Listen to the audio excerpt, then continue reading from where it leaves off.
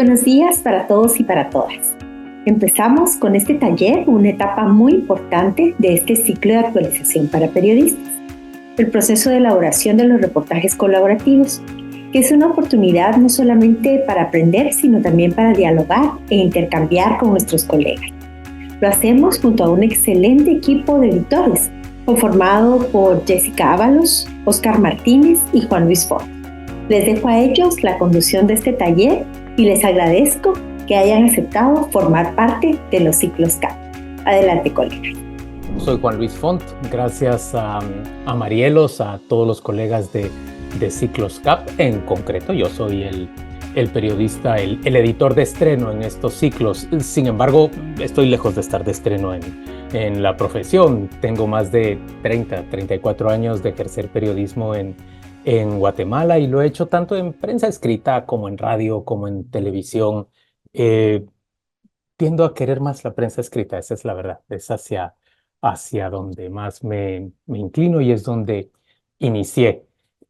Compañeros, a muchos de ustedes los conozco, a muchos otros no. Me da un gran gusto poder platicar y plantearles. Miren, quiero iniciar con una pregunta para todos. Voy a describirles cuál es el ambiente en el que estamos desarrollando nuestra profesión en estos momentos. Y voy a iniciar con una pregunta que no es retórica, porque quiero que cada uno la responda, pero que se la responda a sí mismo. Piensen, por favor, en las opciones que les estoy ofreciendo para esta pregunta. ¿Qué amenaza más, según ustedes, el periodismo en nuestros tiempos? ¿Lo amenaza la regresión autoritaria que está viviendo prácticamente cada país de América Central, inclusive Costa Rica hasta un cierto punto y Panamá también? ¿Lo amenaza, en cambio, la indiferencia de la sociedad a la que queremos servirle, incluso la indiferencia de nuestras audiencias frente a lo que le contamos? ¿Lo amenaza la falta de sostenibilidad de los medios independientes, la dificultad financiera, pues, de hacer periodismo que no dependa de un financista, de un anunciante con quien tengamos que quedar bien todo el tiempo? ¿O lo amenaza ya en concreto? Porque una cosa es la sobrevivencia de los medios independientes y otra cosa es las finanzas personales de los periodistas. Lo amenaza la precariedad del periodista. Miren las cuatro opciones que les estoy planteando. ¿Qué amenaza más el periodismo en estos días? ¿La regresión autoritaria? ¿La indiferencia de la sociedad, de nuestras audiencias? ¿La falta de sostenibilidad de los medios independientes? ¿O la precariedad para los periodistas? Había pensado en una quinta opción, pero la descalifiqué rápidamente porque esa la tenemos que combatir nosotros y somos responsables. Había pensado en ese desafío tan grande que supone cobrar destrezas que todo el tiempo son cambiantes, ¿no? Y que necesitan innovación, cobrar destrezas para combatir los obstáculos que nos ponen para hacer nuestro oficio y para persuadir a nuestras audiencias. Pero un poco lo que estamos haciendo el día de hoy, participando en estos ciclos de actualización, es justamente enfrentar nosotros mismos esas necesidades. Nosotros necesitamos reunir esas destrezas y podemos afrontarlo de manera razonable, por nuestra cuenta, por nuestras pistolas. Entonces pienso que esa no es una opción. La regresión autoritaria es otra cosa. La indiferencia de las audiencias es un límite real. La falta de sostenibilidad de los medios independientes es un obstáculo concreto. La precariedad del periodista, sin ninguna duda, también es un obstáculo. Colegas, vivimos en unos tiempos en que vemos el poder concentrado en manos de los gobernantes y lo vemos prácticamente en cada uno de los países, aunque ya sé que pronto podríamos saltar diciendo que en Guatemala hay razones para la esperanza y yo les doy, pues sí, si ustedes me lo dijeran, yo les daría la razón, pero no me voy a confiar con que esto va a ser permanente, ni siquiera que se va a prolongar en el tiempo y mucho menos que va a ser suficiente. Véanme a mí que sigo un año después o 6 meses después de que este gobierno entró al poder, o un año después de que se ganaron esas elecciones o se inició el triunfo en esas elecciones, pues muchas personas seguimos viviendo en el exilio y José Rubén Zamora sigue en la prisión. Vemos esa concentración de poder que se traduce en concreto en, en varias cosas. Por ejemplo, el uso efectivo de las maquinarias de desinformación que son hábilmente utilizadas por los gobernantes y por diferentes poderes para combatir la información real y la información auténtica. Y eso no se produce solo en nuestra región, se produce prácticamente en todo el mundo. Esa concentración de poder supone también que, que los gobernantes se hacen del sistema de justicia y lo usan para perseguir a sus adversarios, a sus enemigos, o lo usan para alcanzar sus objetivos específicos. Los periodistas difícilmente tenemos en América Central una, una garantía de debido proceso. El caso de José Rubén Zamora creo que es evidente. El caso de nuestros colegas nicaragüenses es que ni siquiera debo mencionarlo, pues. Eh, Hay tanto poder concentrado en las manos de los gobernantes que la autoridad fiscal puede mm, hostigar de la manera en que lo ha hecho a El Faro en El Salvador. Y hay muy poco respeto, muy poca observación a los límites que una institucionalidad de derecho o de democracia liberal establecerían. Me sorprendió mucho, sí, que en Costa Rica, por ejemplo, la Sala de lo Constitucional le puso límite al presidente Chávez cuando él mandó a cerrar un centro de convenciones del diario La Nación, que es un diario muy conservador y que es muy crítico suyo y que sus principales ingresos provienen de ese centro de convenciones y el presidente lo mandó a cerrar y la Sala de lo Constitucional le dijo, no, usted no puede tomar esa medida basado en razones de salud pública porque usted está afectando el funcionamiento de un medio de comunicación y eso va en contra de una libertad fundamental en el país. Y el presidente, por cierto, no hizo otra cosa más que acatar sin apenas rechistar. Pero esa no es la realidad en el resto de América Central, en donde en realidad estamos viendo que las instituciones se ven vencidas por ese poder gigantesco que concentran los gobernantes. Eh, Creo que también vivimos unos tiempos de demostrada deslealtad de otros sectores de la sociedad hacia la libertad de prensa y hacia la prensa independiente, hacia la sobrevivencia de la prensa independiente. No me estoy refiriendo, por ejemplo, al hecho de que los anunciantes migren de los medios convencionales o de medios de prensa independientes hacia las redes sociales, que están en todo su derecho de trasladar su inversión publicitaria a donde mejor les convenga y probablemente las redes sociales les estén dando mejor retorno por su inversión que los medios de comunicación. A eso no me refiero a la falta a la falta de lealtad, de voluntad de alzar la voz cuando ven que se están conculcando libertades. Ustedes no han visto que en el caso de José Rubén Zamora se levante una voz desde el sector empresarial diciendo que lo que está ocurriendo en Guatemala es realmente una persecución de una voz crítica y que lo que han hecho con él en buena medida ha sido torturarlo, manteniéndolo en las condiciones de prisión en que lo han mantenido. No tengo noticias de que en El Salvador el sector privado se pronuncia en contra de ese hostigamiento, por ejemplo, fiscal y hasta un cierto punto político penal también para periodistas en el país y menos en Honduras. Platicando hace un tiempo con nuestro colega Carlos Martínez, él me decía, "¿Pues ¿por qué habríamos de esperar nosotros, por ejemplo, que los sectores privados organizados de los países demostraran interés en que nuestro trabajo y la forma en que lo hemos hecho sobreviva, si en términos generales nosotros también los fiscalizamos a ellos y tendemos a ser críticos hacia ellos?" Y yo le contestaba, bueno, pero es que es un asunto de convicción democrática. Ahí está el punto. Esa convicción democrática realmente no existe en nuestras élites. De manera que también estamos en tiempos en que se demuestra que hay muy poca lealtad hacia la democracia tanto en Nicaragua como en El Salvador, en Honduras la violencia contra periodistas, la persecución y el exilio en Guatemala, delinean en buena medida los límites que tenemos en el ejercicio de la libertad de prensa y yo creo que hacemos bien los periodistas en pensar que esa situación no va rumbo a mejorar, por mucho, como les decía, que en estos momentos en Guatemala se esté viviendo una mejor situación.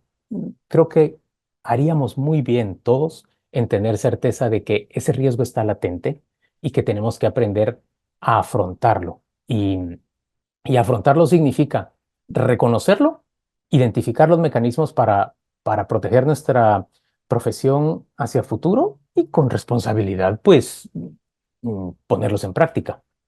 Eso, eso es esencial, pero necesito hacerle recordar a la mayoría, sobre todo a quienes ejercen el periodismo en provincia, porque pues en nuestros países, en términos generales, una situación distinta es la que se vive en las áreas metropolitanas y una situación muy diferente es la que se vive en ciudades menores o en municipios alejados de los centros de poder.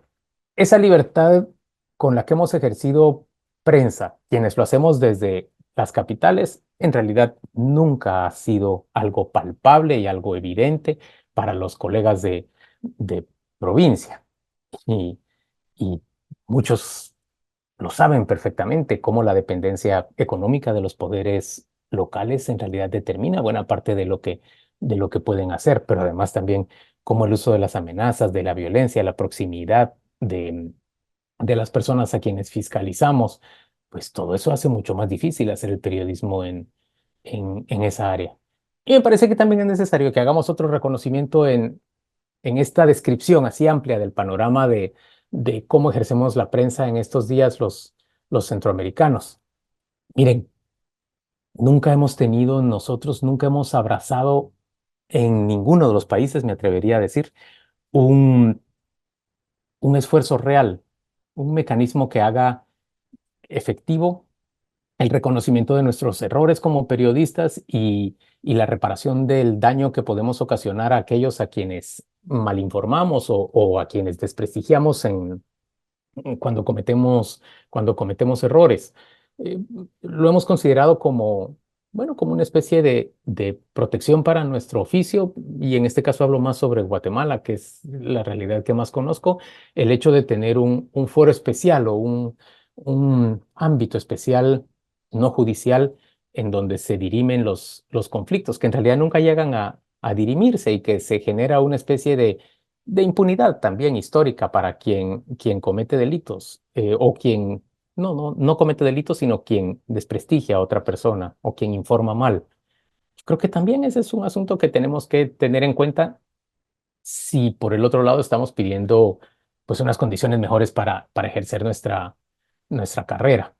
Mm, yo creo que todos tenemos que estar alerta de la forma en que funcionan los mecanismos para silenciar a la prensa, el uso de la justicia en contra nuestra y las formas que tenemos que aprender a desarrollar para protegernos. Esas formas, diría yo, así haciendo rápidamente una descripción, creo que hay que empezar por un monitoreo de los sistemas de justicia, que es algo que aprendimos a hacer en Guatemala.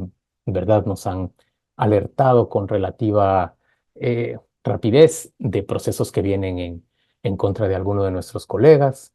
Hemos logrado montar algún sistema de defensa legal, no suficiente, por supuesto, y siempre dependiendo de la cooperación internacional, porque son sumamente caros esos sistemas. Hemos entendido la necesidad de desplazar a periodistas internamente y en el peor de los casos, pues hemos aprendido también a salir al exilio cuando eso es necesario. Eh, También hemos aprendido la necesidad de poner a salvo nuestras organizaciones, instalándolas en sociedades, en términos legales, estoy diciendo, y hago alusión específicamente al Faro y a la prensa independiente nicaragüense que se ha ido a registrar jurídicamente en Costa Rica como una forma de, de garantizar una cierta libertad de administración exenta de las presiones que se pueden tener en su país.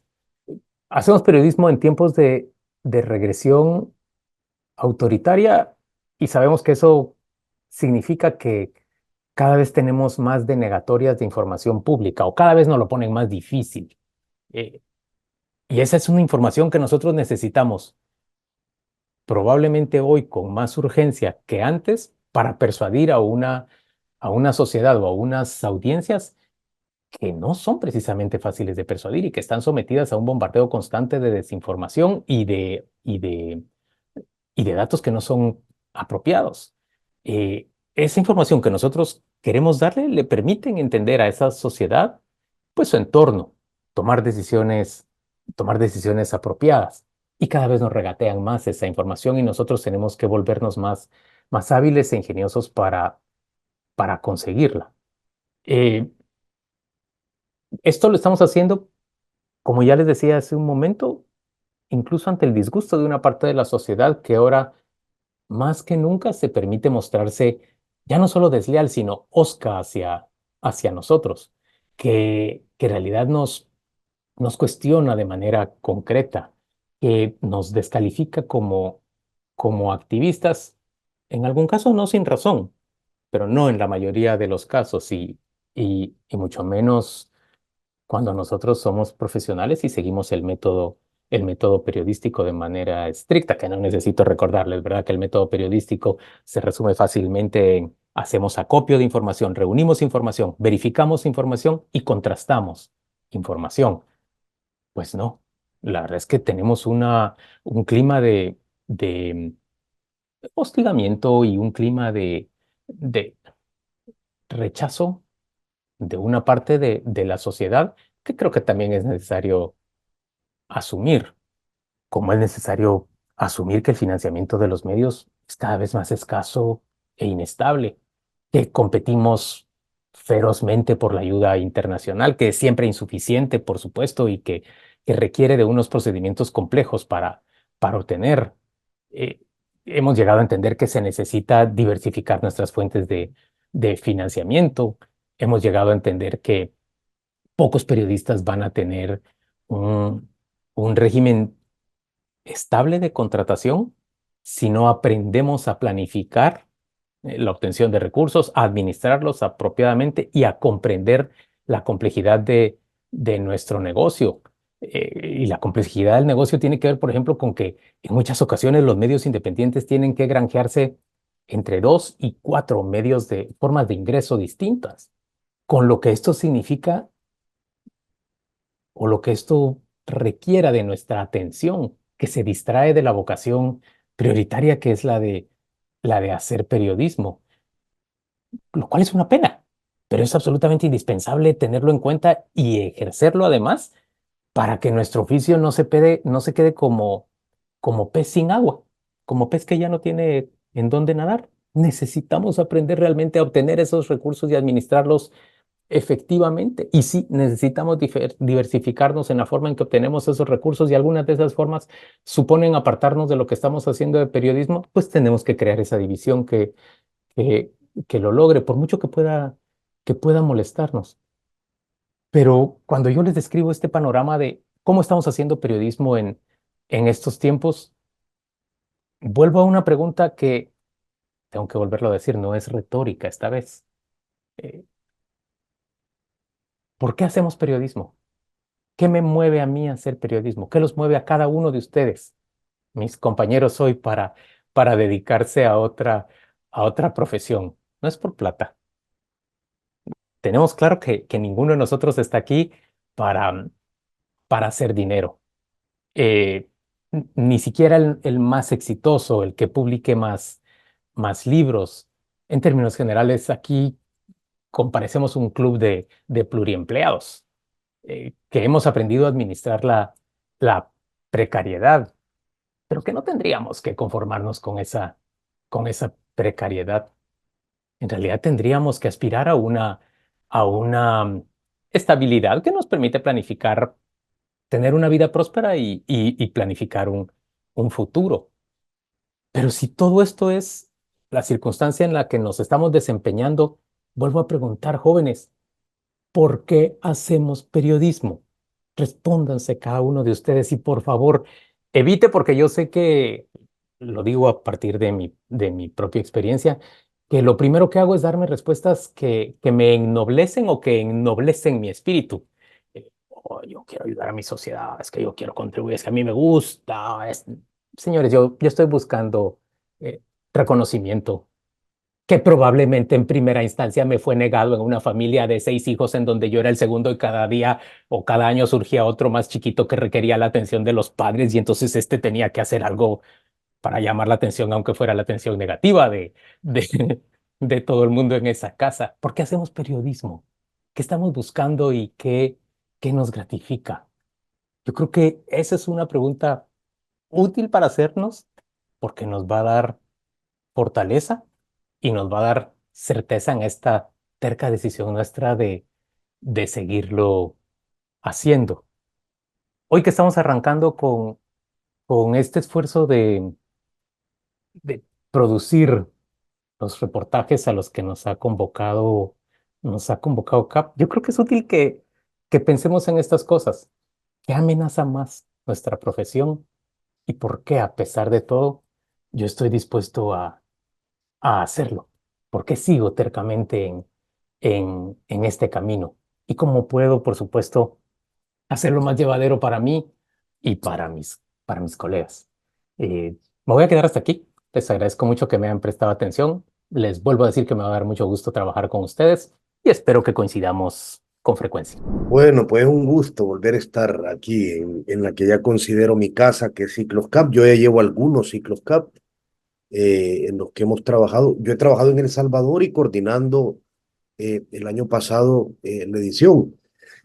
Bueno, en primer lugar, quiero decir algo, es un gustazo estar bajo la batuta y el capitaneo de María Luz Monzón. Siempre es un gustazo.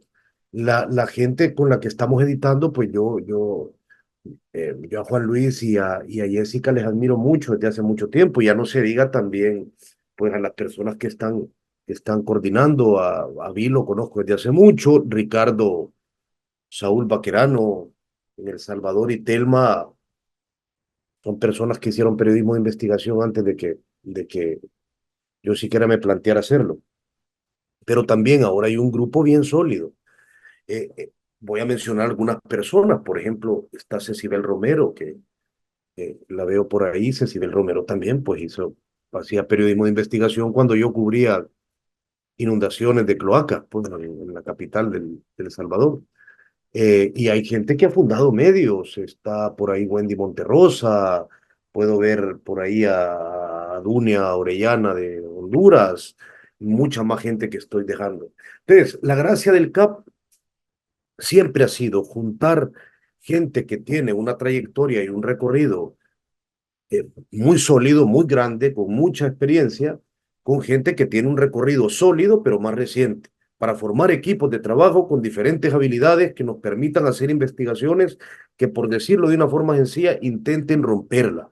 Es decir, investigaciones que sean contundentes, potentes, bien probadas, etcétera, etcétera. Lo que ustedes ya saben, lo que ustedes ya han hecho en varias ocasiones. Pero esta vez nos toca hablar de periodismo en tiempos de regresión autoritaria. Antes de meterme con el tema y de hacer esto a lo que le hemos llamado taller y de decirles algunos rasgos que yo he venido descubriendo, todos nos estamos preguntando qué es hacer cobertura en estos tiempos. Lo que Juan Luis ha dicho sin duda alguna nos atormenta. Vea, ¿cómo hacerle en estos momentos? ¿Cómo sobrevivir? Yo creo que hay otros retos grandes aparte, un reto enorme, aparte del que ya mencionaba, de los que ya mencionaba Juan Luis, que es uno que también nos tiene que carcomer el alma, que es cómo no convertirnos en activistas, cómo no estar profundamente enojados con esta gente que nos ha jodido personalmente las vidas, cómo no estar y seguir manteniendo aquello que Miguel Ángel Bastenier llamaba acercarse a una realidad sin apriorismos, cuando vos tenés que estar como Juan Luis fuera del país, expulsado por un grupo de gente muy concreta, la que tenés que seguir cubriendo. Cómo lidiar con tener que hacer cobertura de una asamblea legislativa que constantemente, como en El Salvador, ha insultado a muchas de las personas que están aquí reunidas para este CAP. Y sin embargo, esa es nuestra misión. A mí me alegra mucho este año encargarme de Honduras. Le tengo muchas ganas a Honduras. Yo Honduras lo cubrí solo como miembro de Sala Negra durante 8 años, pero mi cobertura era estrictamente de violencia y de crimen organizado. Es decir, cubría bastante la política hondureña y a los políticos hondureños. Porque sin políticos hondureños, yo estaba en los tiempos del Tigre Bonilla y estaba en los tiempos del alcalde Ardón, ahí en El Paraíso. Ustedes conocen mejor que yo todos los demás nombres que rodeaban y que ahora terminaron en ese juicio en Nueva York. Pero bueno, entrándole, entonces me alegra mucho estar con Honduras. Es un reto enorme, pero es un reto importante. Es un reto enorme porque yo no sé tanto como ustedes de de lo que está ocurriendo ahora mismo en Honduras, pero intentaré ser lo más útil que pueda. Bueno, nos toca hacer este CAP de periodismo en tiempos de regresión autoritaria. El problema, creo yo, cuando hablamos de regresión autoritaria y de autoritarismo, y cuando empezamos nosotros, como en el periódico del que yo soy jefe de redacción, que es El Faro, lo hemos hecho cuando dijimos que en El Salvador ha empezado una dictadura, es que la parte de las concepciones editoriales es muy fuerte. Cuando vos decís, por ejemplo, que en El Salvador hay una dictadura, desde tu parte editorial, desde tu definición probatoria de acercamiento a la realidad, vos tenés una serie de dilemas que resolver a la hora de hacer cobertura. ¿Cómo se cubre una dictadura? ¿Cómo se sostiene que una dictadura es una dictadura? ¿Cómo no amoldar la realidad para poder explicar que algo es como editorialmente vos lo has asumido? Y eso implica un montón de riesgos, implica y conlleva un montón de errores. Entonces, es muy importante que el periodismo de investigación responda esas preguntas, porque por más que es imprescindible, y no lo digo con ningún ánimo de desprecio, con ningún ánimo de desprecio, escúchenlo bien, por más que es importante lograr alcanzar a esos públicos y a esas cantidades de personas con un TikTok, bien difícil explicar algunas cosas en un TikTok. Y es bien difícil llegar a la profundidad que nosotros queremos buscar con algunos de estos materiales, simplemente con un recorte tan sucinto de la realidad. Hace poco, con esta duda en la cabeza, yo me senté a hacer un Zoom con Martín Caparrós y le preguntaba a Caparrós, ¿vos cómo ves esto? Una situación que se ha editorializado tanto en Guatemala, principalmente ahora en El Salvador. No me voy a meter de momento con Honduras, aunque es justamente lo que haremos cuando nos vayamos a las sesiones de grupo, y evidentemente en Nicaragua, donde hay poco más que decir, más de 200 periodistas en el exilio intentando hacer cobertura de un país en el que ya no están. Y Caparrós me decía con esa claridad que tiene algo que a veces se nos va de las manos y que seguramente yo la voy a expresar con una sencillez muy inferior a la claridad con la que lo expresó. Pero en ese Zoom me decía, bueno, si vos asegurás que algo es una dictadura, tenés que poner sobre la mesa hechos dictatoriales. Si no hay hechos dictatoriales, pues la dictadura se te quedó en un editorial. Si vos asegurás que hay una regresión autoritaria, o que hay un autoritarismo, o que hay una imposición inconstitucional de parte de una fiscalía que es utilizada como un órgano de persecución, tenés que demostrar que hay hechos profundos, sistemáticos, constantes, que reflejan eso. Si no, eso se te quedó en un editorial. Y el problema es que un periódico, como ustedes lo saben, o una radio o una televisora, no pueden vivir de sus editoriales. Deben vivir de la información que, como Juan Luis decía, aplicando el método, recolectan, describen y presentan. Entonces, yo les voy a contar haciendo mucho uso de algunos materiales del periódico, pero no solo del periódico, y no lo hago para enaltecer esos materiales, lo hago porque participé en ellos y me es más fácil tenerlos a la mano a la hora de ejemplificarles algunas cosas. ¿Por dónde empezamos nosotros a buscar? Y esto lo dejo apuntado por si les sirve ahora que nos dividamos en grupos a la hora de empezar a entender o a proponer, porque este es un proceso colectivo. ¿Cuáles son los carriles en los cuales nosotros tenemos o podemos buscar esta información? Evidentemente no los voy a mencionar todos, pero voy a mencionar algunos que nos parecen importantes y que fuimos ejecutando. ¿Cómo, en qué carriles, en qué líneas de trabajo, en qué ejes informativos se puede construir informativamente hechos que demuestren o hechos que expongan una regresión autoritaria? Yo creo que hay algunos obvios que los han padecido mucho más en otros países desde 2018, como lo que ocurrió en Nicaragua, cuando empezaron aquellas matanzas alrededor de las protestas estudiantiles. Pero déjenme ponerles, por ejemplo, un ejemplo de lo que en El Salvador empezó a ocurrir paulatinamente. Es un especial que publicamos. Aquí les quiero decir que con lo de los actos represivos, que es para mí el primer carril en el que es importante buscar, perdón por el despliegue de inutilidad para mostrarles lo que les quería mostrar, manejando yo la computadora, pero con una Mac ajena esto va a ser imposible. Voy a ir mencionándotelo, Mariano. Entonces, este es un material en el que empezamos a recopilar. Como ustedes saben, El Salvador empezó el régimen de excepción en marzo de 2022, cuando Nayib Bukele decidió terminar con su pacto con las pandillas o con su negociación con las pandillas. Empezó este camino de capturar a decenas de miles de personas. A muchas de ellas se les capturaba sin ninguna información fidedigna de que hubieran cometido un delito. Muchas de estas personas que ahora conforman al país con la tasa carcelaria más alta del mundo, con cerca del 4% de la población encarcelada tras las rejas, eran personas que habían sido capturadas, por ejemplo, como recuerdo a don Paco de la Reina, simplemente porque tenían un antecedente de haber sido declarados inocentes. Es decir, gente a la que habían capturado bajo la lógica de que tenían un antecedente, y ese antecedente era que un juez les había declarado inocentes, y luego, como en el caso de don Paco de la Reina, una cámara de lo penal también había ratificado esa inocencia. Pero en aquella lógica de llenar la narrativa de que se iba a capturar a toda la gente después de una masacre que se cometió en El Salvador, cuando la Mara Salvatrucha, al sentirse traicionada por el fin del pacto, asesina a 87 personas en solo un fin de semana, entre ellos el sábado 26 de marzo, que fue el día más asesino de toda la posguerra salvadoreña, donde a más gente se mató. Entonces nosotros empezamos a compilar esos testimonios en audio. Y para compilar esos testimonios había una complicación, que es lo que ocurre cuando nos vamos adentrando en estas naturalezas dictatoriales, represivas o de regresión democrática, que vienen acompañados de elementos como la falta de información pública, ¿verdad? El cierre de los espacios informativos. ¿Cómo vos podías contrastar el testimonio de una persona que te pedía anonimato, de una persona que además ante la cual no te entregaban información pública? Nosotros empezamos a crear algunos cánones, empezamos a hacer un mapeo de cárceles para saber, para intentar llevar un pequeño registro de qué nos contaba la gente que les ocurría en esas cárceles, como para que eso pudiera tener algunas constantes que comparar con el testimonio de otra persona. Si alguien te decía, por ejemplo, que en la cárcel de Izalco metían a 55 presos en una sola celda, y otra persona te decía que en una celda habían 3, había información que iba fallando. Pero luego también exigíamos que las familias, por más que tuvieran todo el dolor de haber recibido a una persona liberada que había perdido incluso 2 años adentro de una cárcel sin haber tenido un proceso más que absurdo,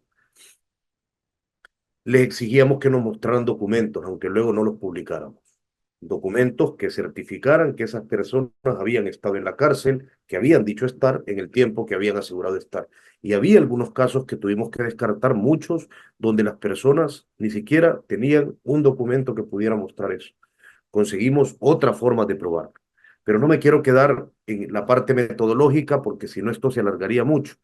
Pero los actos represivos son una de las formas clásicas de mostrar hechos de regresión democrática. Es decir, hay otro ejemplo, si podés encontrar el titular, perdón Marielos por ponerte en esta situación debido a mi incapacidad para mostrarlo, pero hay un material que en el Faro publicamos que se llaman los expedientes ocultos del régimen.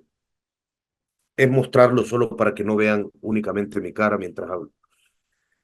El Faro consiguió en aquel momento, un par de periodistas, Efraín Lemos y Gabriela Cáceres, consiguieron los expedientes judiciales de 690 personas que habían sido capturadas bajo el régimen de excepción. Todos esos expedientes han sido declarados con reserva total, que es otra de las características con las que nos vamos a enfrentar en este proceso de intentar contar regresión democrática. Y en esos 690 expedientes había algunas personas que estaban arrestadas y que habían purgado ya un año y medio, algún tiempo de cárcel o unos meses, solo porque en su expediente un policía o un soldado había escrito que mostraron nerviosismo cuando se les acercaron. La pregunta es: ¿quién carajo no va a mostrar nerviosismo si se te acerca un soldado en un régimen de excepción? Ese era el único argumento con el que estas personas habían llenado las cárceles del buquelismo después de decretado el régimen de excepción.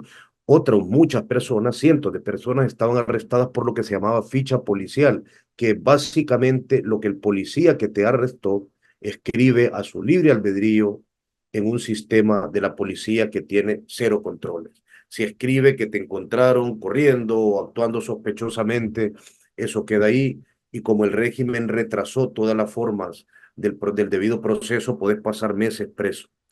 Entonces, encontramos En un momento decidimos compilar los testimonios, en otro momento decidimos, o esta persona, estos reporteros, tuvieron la habilidad para con sus fuentes conseguir información que el régimen trataba de ocultar. Los actos represivos son un clásico a la hora de intentar demostrar que lo que está ocurriendo en nuestras sociedades implica regresiones eh, autoritarias. La corrupción es imposible y si no, pregúntenle de nuevo a los nicaragüenses. Bueno, aquí sí también pueden preguntarle perfectamente a las personas de Honduras y sin duda alguna en El Salvador y en Guatemala. Estamos completos en Centroamérica en ese sentido. Es imposible que una regresión democrática no conlleve corrupción, corrupción del sentido más bajero y banal, como aquellos testaferros que ni siquiera sabían que eran los lugartenientes de Daniel Ortega en Nicaragua, o como el caso de los 4.9 millones que la redacción regional publicó hace no mucho en El Salvador, que contaba cómo el banco estatal, el banco hipotecario, prestó 4.9 millones en créditos estatales a 27 funcionarios y 3 primos de Nayib Bukele. Esa era una forma de demostrar cómo la corrupción es un elemento esencial y los hechos de corrupción son un elemento esencial a la hora de la regresión democrática. Es decir, son un statement político también. Yo puedo hacer lo que me da la gana. Yo puedo darle créditos estatales del banco hipotecario a gente que no cumple con los estándares porque están de mi lado y porque básicamente me da la gana de hacerlo. Eso me parece que es otro clásico, otra clásica canasta de la que buscar elementos para contar en este proceso. Hay otra más que ocurre en sociedades donde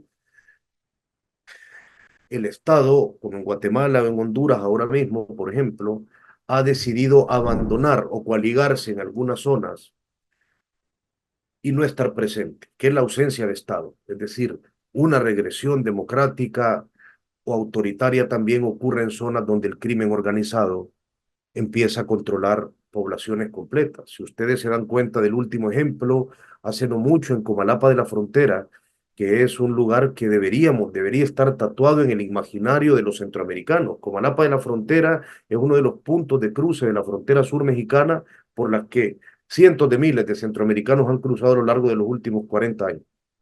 Y sin embargo, no lo tenemos en el imaginario, porque esa frontera sur le hemos contado muy poco.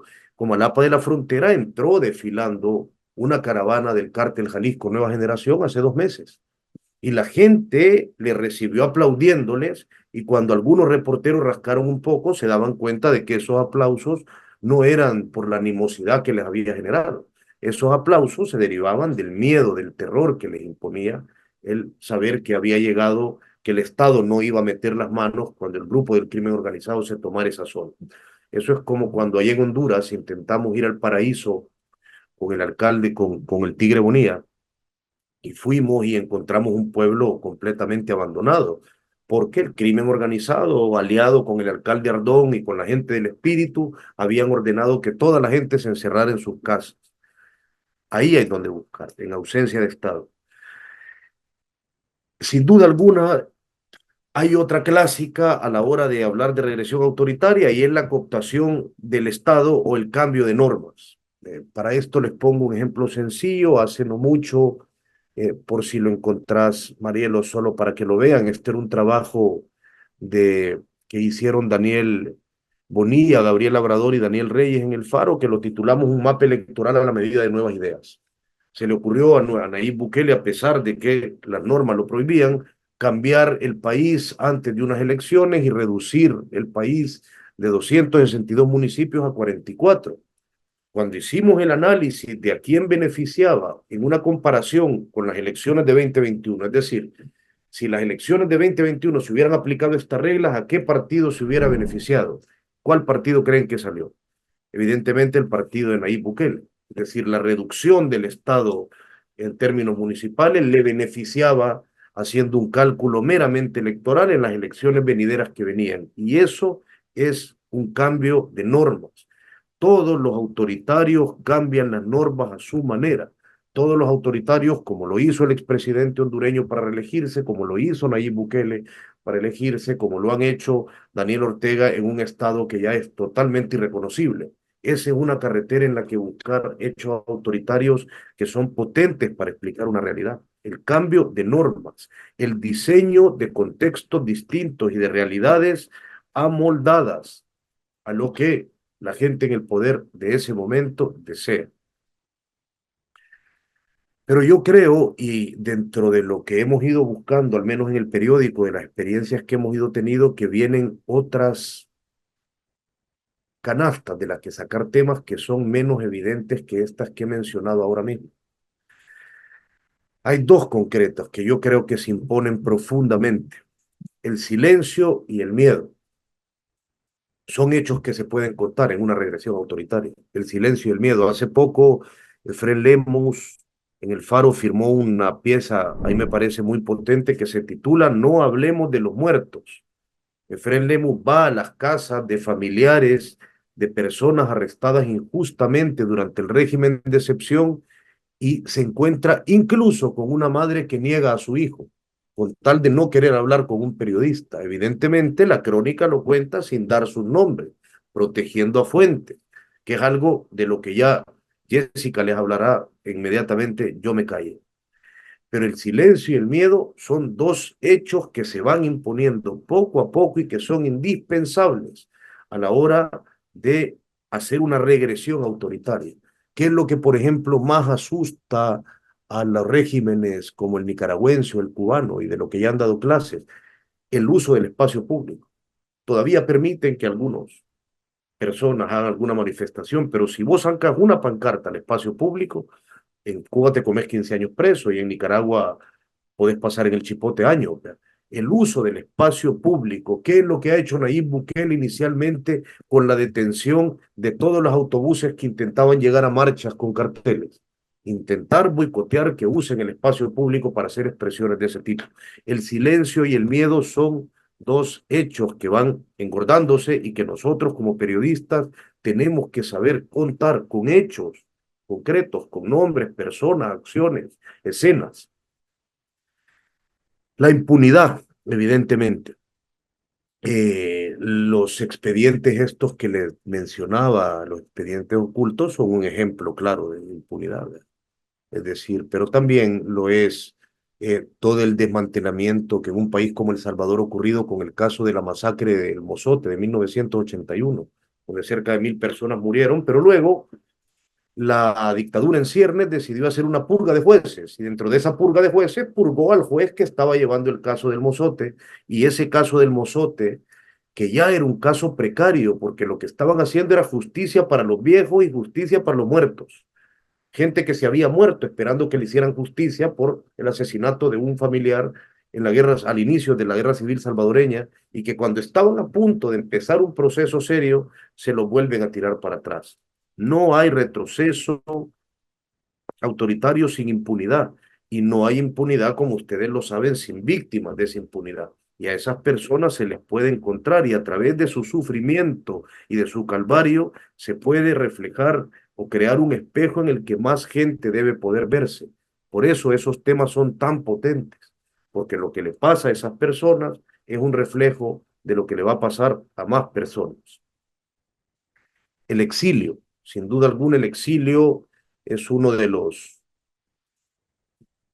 relatos necesarios que tenemos que saber buscar. Yo creo que, por ejemplo, en El Salvador lo hemos contado muy poco, y hay bastante gente exiliada. Hace no mucho, incluso la Asociación de Periodistas del Salvador hablaba de 13 exilios entre preventivos y reconocidos como de periodistas. No he visto que hayamos entrevistado a esas personas o hayamos hecho un material al respecto. Pero es importante contar el exilio, porque el exilio es el fracaso último, es el extracto de la porquería que componen las regresiones autoritarias.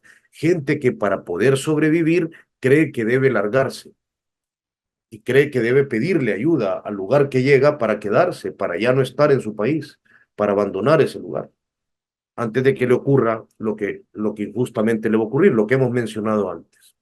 El exilio es muy importante de contar. Hay dos más, voy apresurando para pasarle la palabra a Jessica. Hay dos elementos bien fuertes de los que yo creo que es muy importante saber capturar a la hora de querer narrar regresiones autoritarias o autoritarismos. Y yo creo que este es de los más complicados y truculentos, porque es bien difícil encontrar por dónde. El olvido es uno. ¿Qué quieren los autoritarios? Están obsesionados con controlar la narrativa. Es una de sus obsesiones absolutas, con cambiar las normas. A algunos les gusta mucho hacer estatuas, a otros vestirse como si fueran como un hijo de entre Simón Bolívar y Pinochet, como se vistió Nayib Bukele para su toma de posesión. Pero el manejo de la narrativa es muy importante para ellos. Y para eso necesitan que nos olvidemos de algunas cosas. Bukele, por ejemplo, ha insistido en que los acuerdos de paz fueron una farsa. Y así lo ha dicho en varios discursos, borrando uno de los hitos históricos de generaciones a las que yo pertenezco, los acuerdos de paz de 1992. Y ese es solo un ejemplo. El olvido es importante porque todos los regímenes autoritarios consumados en las dictaduras necesitan imponer su propia narrativa y generar una idea de Estado que empieza y termina en ellos mismos. Entonces, la narrativa, por ende, también es importante. Hay un montón de actos de prohibición cultural, de imposición de nuevas palabras y de nuevas narrativas, de nuevos discursos y formas que es muy importante entender. Por ejemplo, yo estoy seguro que si ahora mismo, y perdón a los colegas de otros países, si me refiero tanto a El Salvador, pero es lo que tengo más fresco ahora, si ahora mismo ustedes analizaran qué es lo que se presenta en el Teatro Nacional de El Salvador, se darían cuenta exactamente qué narrativa se quiere imponer desde el buquelismo y cómo está compuesta la lógica del Teatro Nacional de El Salvador. Se presentan solo eventos que hablen de un país feliz. Y eso es tajante. Es decir, si hablan con los grupos de teatro que otrora a través de sus obras de teatro querían reflejar la miseria, la violencia, pregúntenles a cuál de ellos les han alquilado el Teatro Nacional, porque hay que pagar para, o pagar con trabajo, pagar con dinero el alquiler del Teatro Nacional.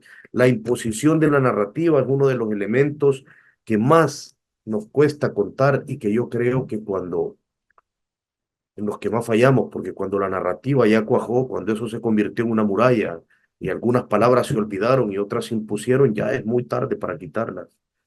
Eh, ya es muy tarde para quitarlas. Les voy a poner un ejemplo con términos criminales. Ustedes se acuerdan cómo todo el miedo de las pandillas, supongo que eso sigue imperando en algunas zonas de Honduras o de Guatemala, hizo que la narrativa y todo el lenguaje con el que las personas que padecían a las pandillas se referían a ellas, se referían como los muchachos, los bichos. Nadie mencionaba las pandillas. Es decir, estaban prohibidas incluso en el lenguaje y cuando algo esté prohibido en el lenguaje es bien difícil entenderlo, porque si su pronunciación se prohíbe, ya no digamos su explicación o su escrutinio, es bien difícil. Termino con un par. Es importante también contar el abandono, es decir, qué áreas de los países, los autoritarismos, por una u otra razón, deciden abandonar. Yo recuerdo muy claramente un ejemplo en Nicaragua, el abandono en el que el régimen de Daniel Ortega tenía el Caribe nicaragüense, Bilwi, Hualpasixá, todas esas zonas del Caribe, por el que la contra había entrado desde Honduras en los años de la guerra.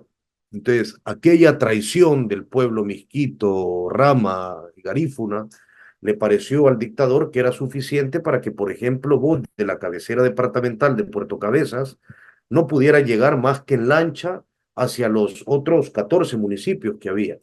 El abandono de esa zona fue algo tan contundente como el abandono de infraestructura eh, que el Estado guatemalteco conminó a Petén. Petén era un departamento construido alrededor del río La Pasión con una infraestructura ideal para el narcotráfico y el crimen organizado. Y si vos analizás todos los proyectos que hubo desde el 83, de carreteras y esto, cómo se fueron cayendo, era en beneficio absoluto del monocultivo de la palma con el paso del tiempo y de la ruralización de las zonas ocupadas por los narcos de una forma clásica. Yo creo que el abandono es otra de las líneas por las que podríamos buscar y me quedo con la última, que son los cómplices necesarios. Cuando hay figuras o grupos autoritarios tan conformados, tan estructurados, tan poderosos y que además les gusta ser poderosos y les gusta ser el centro de atención, como Nayib Bukele, que incluso él mismo, esto le sonará una broma, pero saben que no lo es, se hizo descender como de una especie de ovni para presentar Bitcoin City. Y así era, él aparecía como del destello de un ovni o del rayo transportador que un ovni proyectaba en el evento que hizo, con extranjeros adelante y los salvadoreños en ninguna parte. Entonces, cuando hay íconos tan grandes como estos, y íconos que además nunca paran, pues se cambian el atuendo, pronuncian un discurso más rimbombante, es bien difícil fijarnos en los cómplices necesarios. ¿Quiénes son los cómplices necesarios? Bueno, ustedes recuerdan que en Nicaragua lo fue el cardenal, el arzobispo Bando y Bravo. Él fue un cómplice necesario. En El Salvador el arzobispo es un cómplice necesario. ¿Cuántos pastores evangélicos son necesarios para sostener una dictadura en un pueblo que tiene altas cotas de creencia en las religiones neopentecostales? ¿Cuántos cómplices necesarios o de qué forma son cómplices necesarios los grandes empresarios? No solo que se callan la boca, sino que como, por ejemplo, vuelvo al tema de Nicaragua, mantienen todas sus inversiones en el país al que llamaron comunista y lo que quisieran, pero tienen sus inversiones ahí. ¿Cuántos familiares, cuántos asesores internacionales, cuántos vendedores de humo frito como estos que se hacen llamar lobistas y que son expertos un poco en nada y a los que hay que pagarles un montón de dinero son necesarios? ¿Cuántas personas que se dicen periodistas son necesarios para construir un deterioro democrático? ¿Cuánta gente vende la palabra para hacer eso? Nosotros hace no mucho tiempo, hace algunos años, publicamos un material en el periódico sobre los opinadores a sueldo que tenía el fiscal general, gente a la que le daban pauta para ir a hablar luego a programas de televisión y ubicar de una o de otra forma un tema. Entre ellos estaba el actual vicepresidente de El Salvador, Félix Ulloa. ¿Y cuántos deportistas, por ejemplo, son necesarios para eso? ¿Ustedes recuerdan cuántos boxeadores nicaragüenses ganaron y tenían que saludar al comandante si querían seguir estando en la gracia del Estado nicaragüense? Es importante que construyamos mapas amplios para que luego no quede la idea de que un país o una dictadura la construye un señor barbudo o una pareja presidencial, porque si bien hay gente que concentra el poder, hay muchos pusilánimes a quienes es necesario desvelar en estos procesos. Y dicho esto, y de nuevo pidiéndoles disculpas por mi ineptitud para manejar esto, pues hasta ahí me quedo. Y le paso la palabra a mi colega Jessica. Bueno, yo estoy cayendo en cuenta que Oscar y Juan Luis me hicieron trampa porque a mí me toca hablarles de la parte más difícil, de cómo entonces o dónde buscamos esta información que tanto escasea en estos retrocesos y en estas condiciones en las que estamos, porque ya nos dijo Juan Luis y nos hizo una reflexión bien intensa de en qué condiciones estamos haciendo o ejerciendo nuestra profesión, y ya Oscar nos decía qué podemos buscar. Pero entonces hablemos de algo que creo que no hay una respuesta acabada, pero es dónde buscamos y cómo hacemos cuando las fuentes escasean, porque si una cosa tenemos en común los tres países es que cada vez es menos la gente que quiere hablar y cada vez nos van limitando el acceso a documentos o a información que antes era pública. No es solo que estos gobiernos concentran el poder, sino que concentran y controlan la información, porque saben que a partir de eso van a mantener su poder y van a seguir haciendo lo que se les dé la gana. Y entonces ahí viene la tarea difícil, la nuestra, que es, bueno, sigamos rascando, sigamos buscando. Y creo yo que cuando a veces hablo con periodistas y decimos, puchica, pero ya clasificaron esto, ya no nos dan esto, ya la gente no te quiere dar entrevistas, ya la gente tiene miedo de hablarte, incluso para contarte casos donde ella misma ha sido víctima. Entonces, creo que hay que recurrir a tácticas como las que en el pasado tuvieron o hicieron colegas como Nicaragua, Venezuela y Cuba. O sea, es un poco penoso decirlo, pero cada vez que escuchas a un periodista de Nicaragua, usted dice, nosotros venimos del futuro, ¿verdad? Porque ya pasamos por todo lo que ustedes en estos países están viviendo. Y creo que si bien tienen muchas características en común nuestros países, sí veo una leve diferencia entre lo que todavía se puede encontrar en Guatemala y todavía lo que se puede encontrar en Honduras. Y por ejemplo, me puse a hacer el ejercicio de hacer una repasadita a los sitios públicos de compras públicas que tienen Honduras y que tiene Guate, y creo que todavía están en la gloria por la información que todavía se puede encontrar. Me puse a hacer una repasada de Honduras que no le tenía mucha fe porque al inicio se trabó el sistema, pero encontrás todavía contratos de compras que ha hecho el Ministerio Público, y eso, aunque parezca ridículo, ahora en El Salvador es un lujo. No, desactivaron el sitio de compras públicas y ahora ya los periodistas o la ciudadanía en general ya no puede ingresar a esos lugares. Entonces, digamos que colegas de Honduras y Guate en ese punto creo que tienen todavía una gran oportunidad ahí.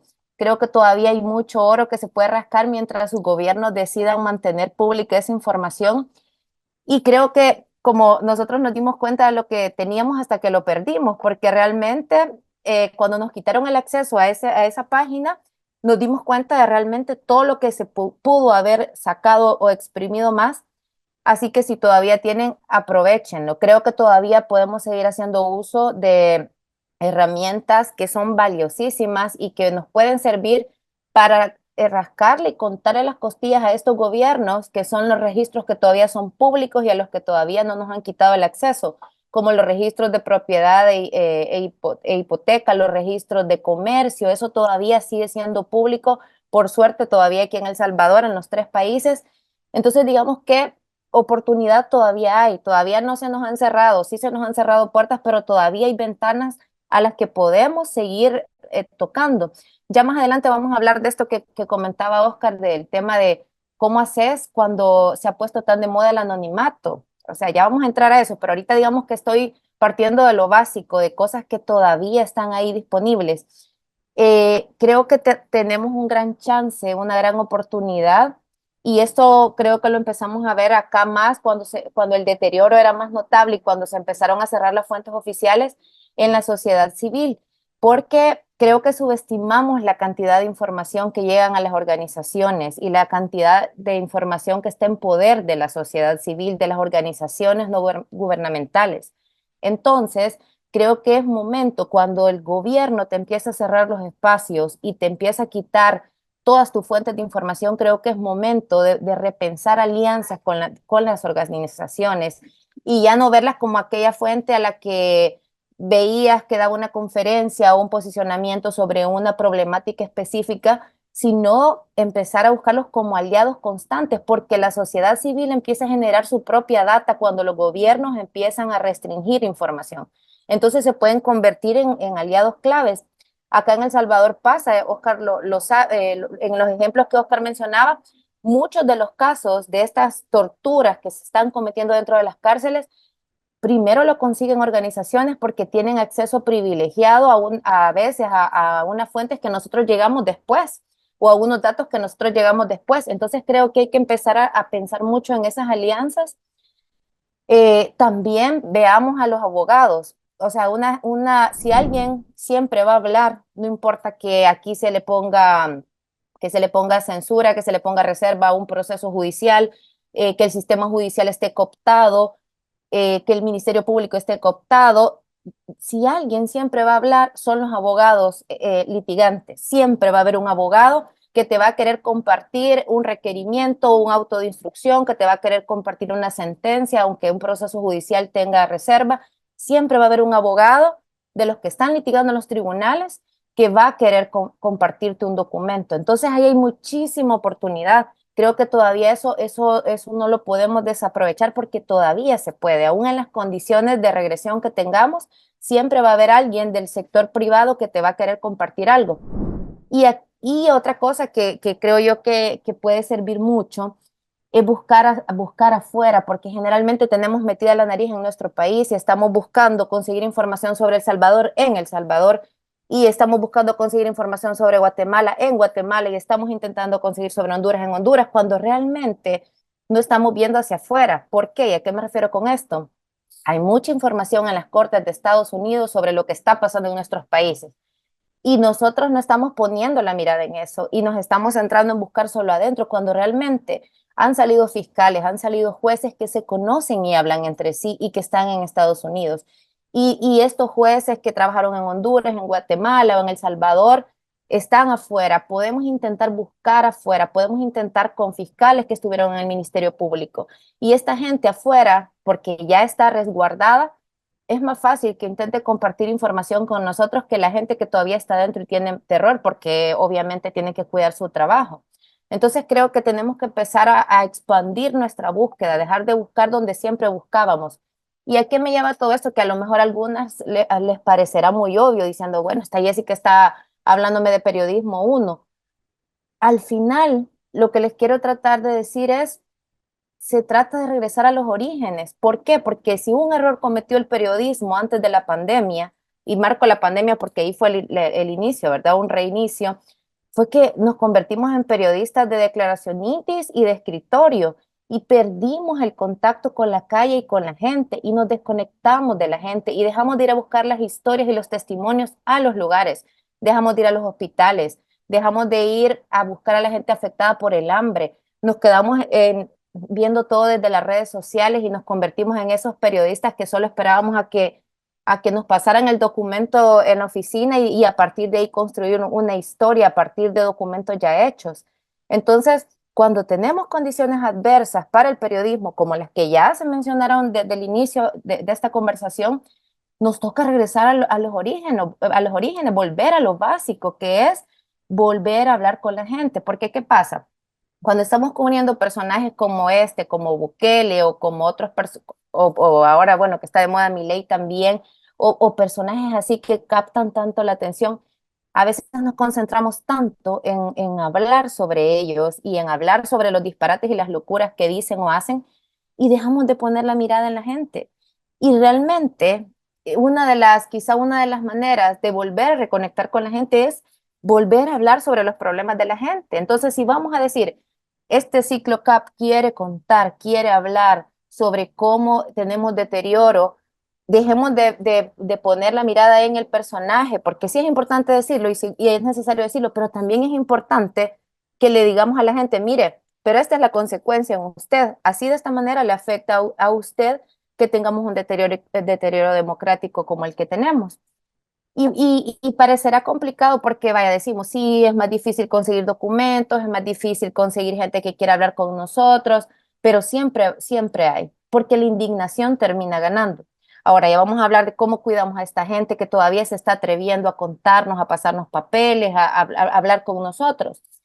Y creo que a pesar de que sea difícil, a pesar de que nos esté costando, hay preguntas que no podemos dejar de hacernos, como por ejemplo, si la gente a la que estamos buscando representa distintos puntos de vista sobre la historia que estamos contando, si son fuentes de calidad, qué saben del tema, por qué lo saben y si la información que nos están aportando a nuestra historia es pertinente.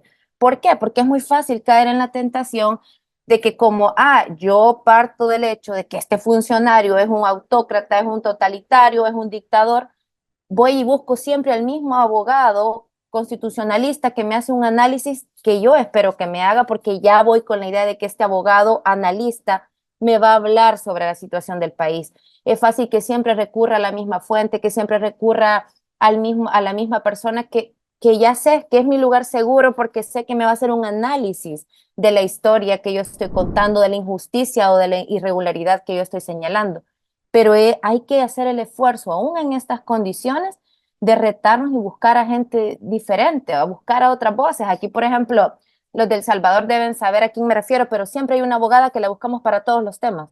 Que si vamos a hablar de que se robaron para construir el Hospital Rosales, es la misma abogada. Que si vamos a hablar de que, que está cooptado el sistema judicial, la misma abogada. Que si el Tribunal Supremo Electoral modificó las reglas para favorecer a Bukele, la misma abogada.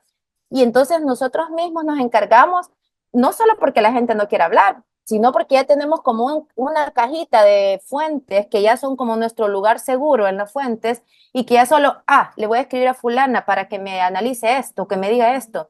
Entonces creo que pese a todo nos debemos seguir retando a buscar fuentes diversas, a buscar fuentes con las que creeríamos que no vamos a hablar.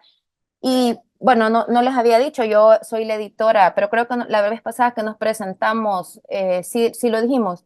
yo soy la editora en Revista Factum y una discusión que generalmente sale en la mesa los lunes es el cuándo buscamos a la gente, cuándo buscamos ese contraste, cuándo buscamos, en qué momento buscamos el descargo, porque se ha puesto de moda que como ya tenés tu historia redonda, como ya la tenés hecha y como crees que tenés amarrados todos los hallazgos, resulta que vas a buscar el descargo o la otra versión o la otra cara de la historia 4 horas antes de publicar, un día antes de publicar.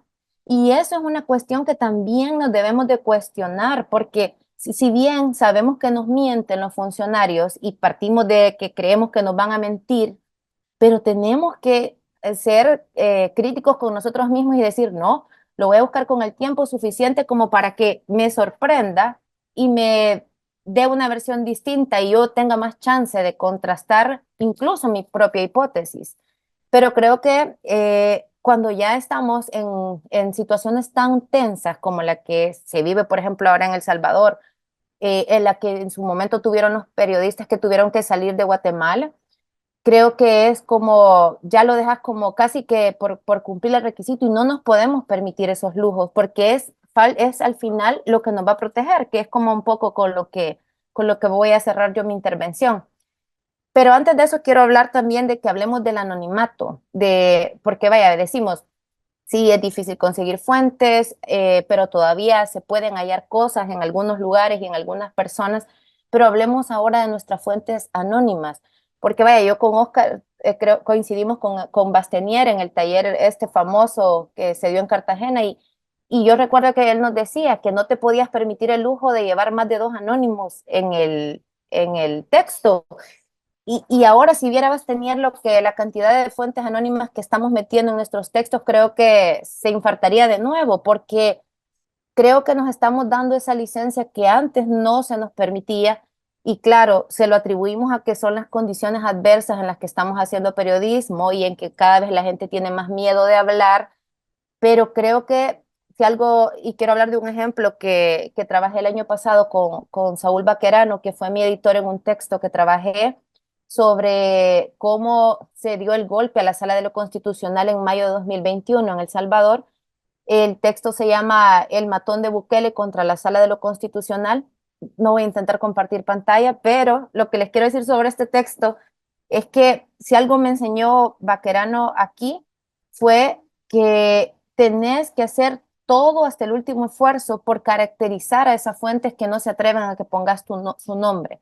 Porque el problema de eso fue que en 2023, que fue el año pasado, o sea, lo que estábamos haciendo era una reconstrucción, ahí está, una reconstrucción del golpe a la sala. Y son 8 fuentes que no se identifican, una se identifica con su nombre y las otras 7 son anónimas. Y es complicado porque cómo vos le decís a tu audiencia, mire, aquí le traigo el novelón de cómo a esta gente la amenazaron, le pusieron seguimiento, los coaccionaron y cómo hubo matonería y violencia para quitarlos de sus cargos. Y es complicado porque tenés que convencer a tus lectores a partir de 7 personas que hablan con vos que no puedes decir fulano de tal, el ex magistrado fulano de tal, 2 de los destituidos, fulano tal, no, porque esta gente se animó a hablar con esa condición. Te lo cuento, pero no pongas que yo soy. Entonces, recuerdo que Saúl me decía, sí, pero me insistía mucho en eso, sí, pero caractericemos, es decir, no las vamos a poner en riesgo, pero demos características que le den credibilidad a esta gente, que si yo digo, mire, un ex colaborador de la Sala de lo Constitucional, no, que se sepa que no es cualquier colaborador, que yo aporte información que le dé a él la calidad de decir, esta persona sí sabía y esta persona sí conocía los detalles porque tenía acceso a esto y solo esta persona podía tener estos detalles. Entonces creo que es una exigencia que nos tenemos que hacer en estas condiciones porque claro, porque no nos podemos seguir dando el lujo de que por fe la gente crea en que nosotros sí, yo le digo, hablé con 7 personas y por fe crean que sí, que todo lo que me dijeron es cierto. Si no encarguémonos de presentar también a esas fuentes que aunque sean anónimas, la gente le dé credibilidad a nuestra historia. Y otra cosa que creo que nos puede funcionar además de caracterizar bien a esas fuentes, aunque sean anónimas, es que dejemos reposar las historias, porque vaya, si ustedes quieren ir a cubrir ahora, si están convencidos de o algo que acaba de pasar, la gente en caliente tiene más miedo de hablar. Entonces esperémonos, dejemos que se enfríe un poco y luego, cuando ya la situación esté más fría, vamos y busquemos a esas fuentes, porque es más fácil que los vamos a convencer cuando ha pasado el tiempo que de inmediatamente a una destitución vayan a querer hablar. Así que creo que esa es otra cosa que nos podría funcionar. Y un poco voy a cerrar traía en mente esto de cómo nos cuidamos, porque cuando nos reunimos con Juan Luis y con Oscar, me impactó esto mucho que dijo Juan Luis, que también lo ha mencionado Oscar, que es bien difícil, es bien difícil mantener esta distancia cuando vos sos directamente afectado por la fuente, ¿verdad? O sea, cómo nos protegemos de eso, de nosotros mismos, porque al final estamos cubriendo a personas que nosotros consideramos villanos, estamos cubriendo a gente que nosotros creemos que son el mal y que lo están haciendo mal. Entonces, si partimos de eso, tenemos que protegernos de nosotros mismos al cubrirlos, porque si no, estamos destinados al fracaso, porque ya estamos vendiendo una historia que traemos hecha en nuestra cabeza incluso antes de irla a reportear, ya la tenemos escrita. Entonces creo que es un momento cuando los escenarios están tan complicados en nuestros países que nos debemos de cuidar el doble de eso. Entonces, no solo cuidarte de la fuente que te va a mentir o que te vaya a querer ocultar información o que te va a dar seguimiento, sino cuidarnos de eso, de que no nos gane la pasión y que no nos gane la emoción y que sea el dato el que gane y que sean publicaciones incontestables. Y cuidémonos también de no caer en esto de que la indignación no sea más fuerte que la corroboración, porque cuando entrevistamos a víctimas, cuando la fuente es una víctima, sentimos empatía y creemos tanto en su relato que no dudas si te dijo que llovía ese día y que le tocó que la policía la siguiera abajo de la lluvia y que estamos tan conmovidas por su relato que no vamos a ver las condiciones del clima de ese día para decir, bueno, sí estaba lloviendo o realmente no estaba lloviendo.